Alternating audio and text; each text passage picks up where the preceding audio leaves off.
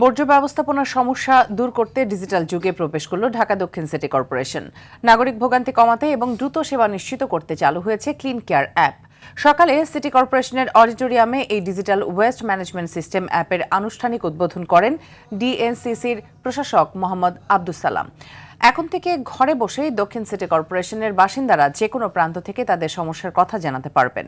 প্রাথমিকভাবে আগামী 1 থেকে 2 মাস শুধু বর্জ্য ব্যবস্থাপনা সংক্রান্ত অভিযোগ নেওয়া হলেও পরবর্তীতে নাগরিক সব সমস্যার সমাধান পাওয়ার কথা জানিয়েছেন প্রশাসক। বর্জ্য ব্যবস্থাপনাকে একটি সুনির্দিষ্ট গতিতে আনতেই এই উদ্যোগ বলেও উল্লেখ করেন আব্দুস সালাম। তাই প্রথমত আমরা এটা বর্জ্য ব্যবস্থাপনায় 1 থেকে 2 মাস সীমাবদ্ধ থাকবে। এরপরে 2 মাস পরে আমরা বা 1 থেকে 2 মাস পরে আমরা চেষ্টা করব যে অন্যান্য আনুষঙ্গিক যেগুলো আছে, আমাদের মশার ব্যাপার আছে, আমাদের বিদ্যুতের ব্যাপার আছে, রাস্তার ব্যাপার আছে, সমস্তগুলোকেই সার্ভিস যেগুলো আমরা দেই সবগুলোকে এটার আওতায় আনার জন্য।